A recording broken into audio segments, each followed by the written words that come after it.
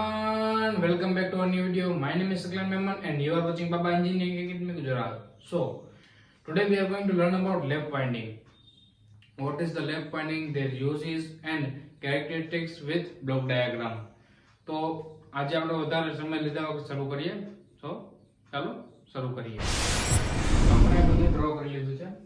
સો આમાં સૌપ્રથમ definition, diagram અને કન્ડિશન્સ લખેલી છે થોડી. તો સૌપ્રથમ આપણે ડેફિનેશન સમજી લઈએ. ડેફિનેશનમાં શું લખેલું છે?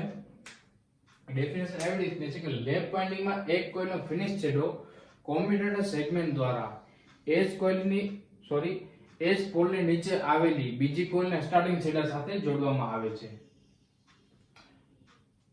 એક વાંચી વાંચી લો. લેપ વાઇન્ડિંગમાં એક કોઇલનો ફિનિશ છેડો કોમ્યુટેટર સેગમેન્ટ દ્વારા એજ પોલની નીચે આવેલી બીજી કોઇલના સ્ટાર્ટિંગ છેડા સાથે જોડવામાં આવે છે. તો આ તમે ડાયાગ્રામમાં તમને સમજાવો. જો લેપ વાઇન્ડિંગ એક કોઇલનો ફિનિશ છેડો, આ આપણી કોઇલ 1 છે, તેનો ફિનિશ છેડો જે છે અહીંયા આવે છે. જુઓ તમે, માર્ક કરીને બતાવો તમને.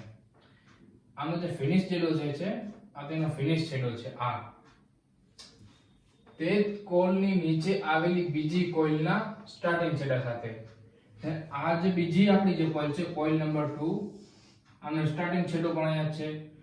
તો આ તમે સમજી શકો છો કે પહેલી કોઇલનો એન્ડિંગ છેડો અને બીજી કોઇલનો સ્ટાર્ટિંગ છેડાને જોડવામાં આવે છે. આવી રીતે લેપ વાઇન્ડિંગ આવી રીતની હોય છે. અને YB એટલે કે બેક પિચ, YF એટલે કે ફ્રન્ટ પિચ, YR એટલે કે રિઝલ્ટન્ટ પિચ અને YC એટલે કોમ્યુટેટિવ પિચ. તો તમને તેની કન્ડિશન્સ જે છે આપણે એક વાંચી લઈએ અને તમને સમજાવી દઉં. YB and YF is equals to odd. Back pitch અને ફ્રન્ટ પિચ જે છે તેની જે સંખ્યા જે આપણે ગુણક કહીએ ને, જે તે હંમેશા એકી સંખ્યામાં હોવું જોઈએ, હંમેશા ઓડ નંબરમાં જ હોવું જોઈએ છે બેક પિચ અને ફ્રન્ટ પિચ. આના પછી જે બીજી કન્ડિશન જે છે, કન્ડિશન ખૂબ જ સહેલી છે. બીજી કન્ડિશન આવી પ્રકારની છે, YB અને YF વચ્ચે ઓછામાં ઓછું બે સેગમેન્ટનું ડિફરન્સ હોવું જોઈએ. ઓછામાં ઓછું બે ડિફરન્સ હોવું જોઈએ બેમાં. અને YB is not equals to YF. Back pitch અને ફ્રન્ટ પિચ કોઈ દી ઇક્વલ હોવા જોઈએ નહીં અને હોતા પણ નથી. થર્ડ આપણો જે છે, આ આપણો ફોર્મ્યુલા છે એવરેજ પિચ માટેનું. આપણને એવરેજ કાઢવું હોય તેના માટેનું. તો YB એટલે back pitch plus front pitch upon 2. આમાં તમે જે બેક પિચ અને ફ્રન્ટ પિચ ની તમે કિંમત મૂકશો અને બે વડે ભાગી નાખશો, તમને આ એવરેજ પિચ મળશે. આના પછી આપણે રિઝલ્ટન્ટ પિચ જે હોતું હોય, રિઝલ્ટન્ટ પિચ ગોતવા માટે આપણને back pitch minus front pitch કરવું પડે. તો આ તમે જો બેક પિચ અને આ ફ્રન્ટ પિચ, આ બંનેને માઈનસ કરો તો આપણને રિઝલ્ટન્ટ પિચ મળે. રિઝલ્ટન્ટ પિચ માટેનો આ ફોર્મ્યુલા છે. આ બંને નોટ ડાઉન કરી લ્યો. અને તમને હમણાં ઉપર સમજાવ્યું કે YB એટલે કે back pitch is equals to YF plus or minus 2, કે બેક પિચ કરતા ફ્રન્ટ પિચ બે વધારે હોઈ શકે અથવા બે ઓછું હોઈ શકે, તેના ઇક્વલ હોઈ શકે નહીં. હવે એક મહત્વની તમને જાણકારી કહી દઉં કે number of slots of equals to number of coils is equals to commutative segments. Number of slot, number of coils અને કોમ્યુટેટિવ સેગમેન્ટ્સ તે હંમેશા ઇક્વલ હોય છે. હવે તમને કહું કે જે લેપ વાઇન્ડિંગ જે છે આપણે આ તેના બે પ્રકાર છે. એક છે પ્રોગ્રેસિવ લેપ વાઇન્ડિંગ અને બીજી છે રિસ્ટ્રોગેટિવ લેપ વાઇન્ડિંગ. લખી લો, પ્રોગ્રેસિવ લેપ અને બીજી છે રિસ્ટ્રોગેટિવ.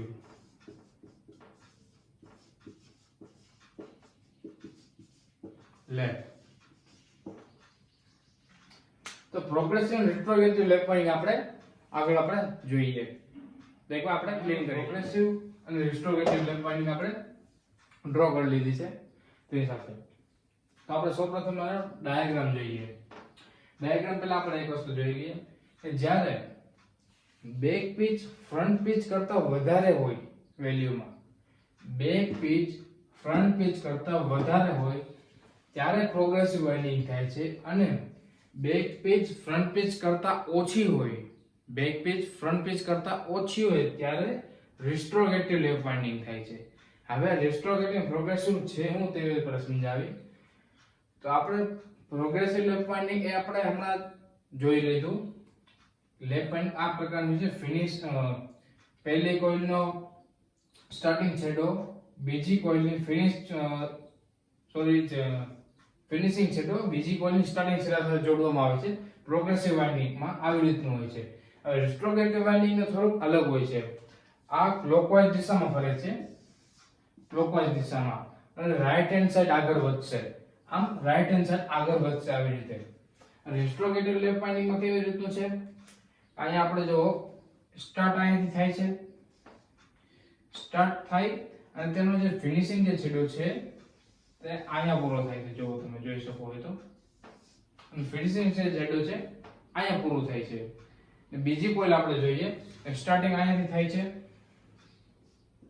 સ્ટાર્ટિંગ અહીંયા થઈ અને તેનો જે ફિનિશિંગ જે છેડો છે તે એન્ટી ક્લોકવાઇઝમાં, તો લેફ્ટ હેન્ડ સાઈડમાં આ તરફ આપણે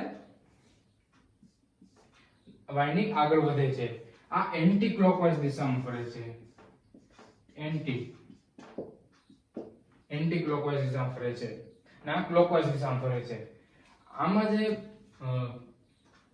YC કોમ્યુટેટિવ પિચ જે છે તે છે +1 હોય છે અને આમાં -1 હોય છે. આટલામાં ડિફરન્સ છે. આના પછી બેક પિચ જે હોય છે, બેક પિચ પ્રોગ્રેસિવ વાઇન્ડિંગ ક્યારે આપણે સમજ પડે કે જ્યારે આપણે બેક પિચ Z/P +1 હોય અથવા ફ્રન્ટ પિચ Z/P -1 હોય ત્યારે પ્રોગ્રેસિવ વાઇન્ડિંગ થાય છે હંમેશા. આના પછી જ્યારે રિસ્ટોરેટિવ વાઇન્ડિંગ હોય ત્યારે back pitch Z/P -1, back pitch Z/P -1 અને ફ્રન્ટ પિચ Z/P +1 હોય ત્યારે રિસ્ટોરેટિવ વાઇન્ડિંગ થાય છે. આવી રીતે પ્રોગ્રેસિવ વાઇન્ડિંગ અને રિસ્ટોરેટિવ વાઇન્ડિંગ આ બે પ્રકાર છે લેપ વાઇન્ડિંગના.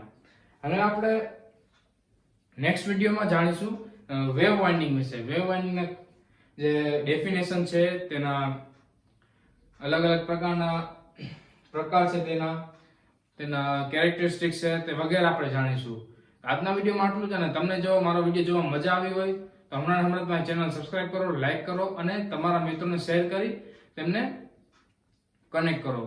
અને YouTube ચેનલમાં જે મારો બેલ આઇકન જે છે તેને ઓલ ઉપર સેટ કરો, જેથી તમને ફ્યુચરમાં તમને બધા અપડેટ મળી રહે. So thank you for watching અને વી વિલ નેક્સ્ટ ટાઈમ.